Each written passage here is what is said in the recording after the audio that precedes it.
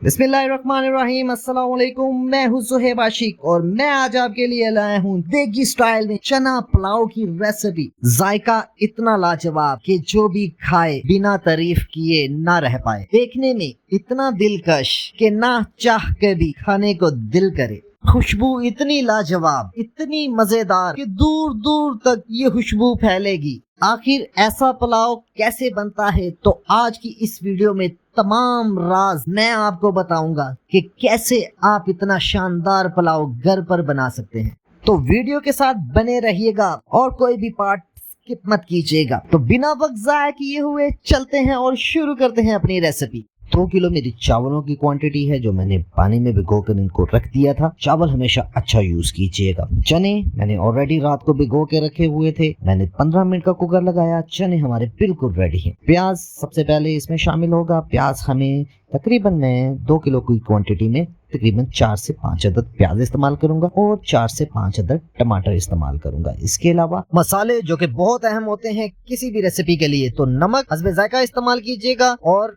धनिया पाउडर मैंने 1.5 चम्मच इसमें शामिल किया है। आधा चम्मच लाल मिर्च का शामिल किया है। आधा चम्मच मैंने इसमें काली मिर्च शामिल की है और आधा चम्मच मैंने इसमें हल्दी शामिल की है। इसके अलावा दादड़ मिर्च मैंने थोड़ी सारी शामिल की है। ये भी तकरीबन ½ टेबल स्पून ही मैंने शामिल की है। तो ये हमारे सारे मसाले हैं जो इसमें शामिल होंगे। इमली ज्यादा मिकदार रखिएगा, बड़ा ही मजेदार सा फ्लेवर आता है इमली का। इमली जरूर इसमें इस्तेमाल कीजिएगा, बहुत ही लाजवाब मजा है। इसकी खुशबू बढ़ाने के लिए साबित गरम मसाला इसमें यूज होगा। बड़ा ही जबरदस्त सी खुशबू आएगी। इसमें सौंफ आप इस्तेमाल कीजिएगा, लाजमी इसमें इस्तेमाल कीजिएगा, बड़ा ही मजेदार फ्लेवर आता है।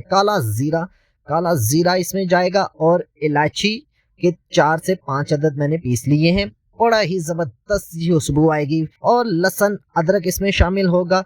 तो ये हमारे मसाले सारे शामिल होंगे हमारी इस रेसिपी में। तो रेसिपी को शुरू करते हैं। सबसे पहले ऑयल में प्याज शामिल करेंगे। प्याज को अच्छी तरह गोल्डन कलर में लेके आएंगे। जबरदस्त किस्म का गोल्डन कलर हमें हासिल हो गया है। इसके बाद साथ ही हम इसमें लहसुन अदरक का पेस्ट शामिल कर देंगे।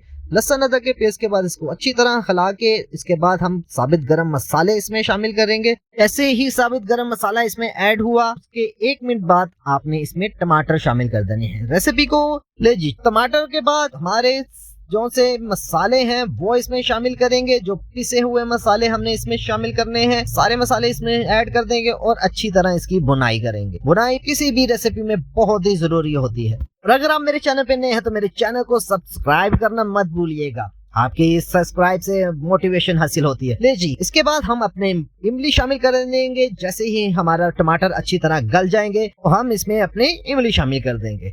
तो अल्हम्दुलिल्लाह एक प्रॉपर शेप में हमारा मसाला आ चुका है। यही सही टाइम है। इसमें अब चने हम शामिल करेंगे। राइट टाइम में राइट चीजें आप शामिल करेंगे जब रेसिपी में, तो रेसिपी आपकी बिल्कुल परफेक्ट बनेगी।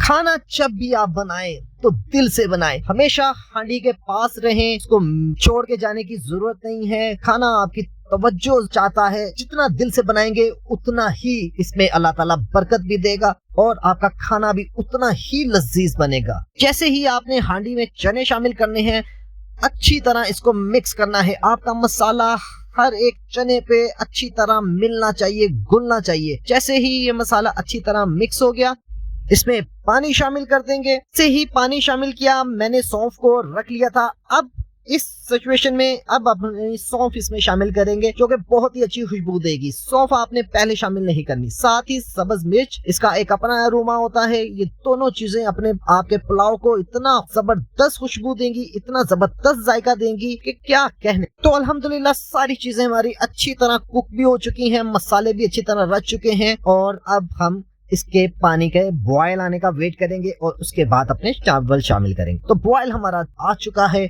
और अब हमने इसमें चावल शामिल कर दिए हैं। चावलों का तरीका मैं बताऊंगा आपको कि आपने कैसे इसको शामिल करना है, किस तरह इसको हिलाना है। बड़े ही आराम से, चावल आपका टूटे ना, बिल्कुल आराम से इसको हिलाना है। पूरा पानी में डिप करना है और पानी की मिकदार भी आपने अपने चावलों के हिसाब से रखनी है। तो अल्हम्दुलिल्लाह चावल हमारे अच्छी तरह मिक्स हो चुके हैं। मैंने थोड़ा सारा कोरिएंडर इसमें शामिल किया है खुशबू के लिए। चावलों को 10 मिनट के लिए हाई फ्लेम में हम अब कुक करेंगे और उसके बाद इसका कवर उतारेंगे।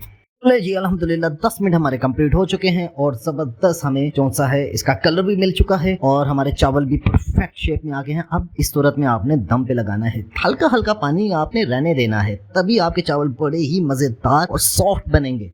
तो 20 मिनट का हम दम लगाएंगे। अल्हम्दुलिल्लाह दम हमारा कंप्लीट हो चुका है और चावल भी हमें खूबसूरत से नजर आ रहे हैं, जैसा कि आप देख रहे हैं। कलर भी परफेक्ट, खुशबू इतनी लाजवाब, दूर दूर तक फैलेगी इसकी खुशबू। इतना दिलकश चावल, बड़ी ही आसान सी रेसिपी है, बहुत ही मज़ा आएगा आपको जब इस रेसिपी को आप एक एक चीज़ को फॉलो करके इस तरह के चावल अपने घर पे बनाएंगे।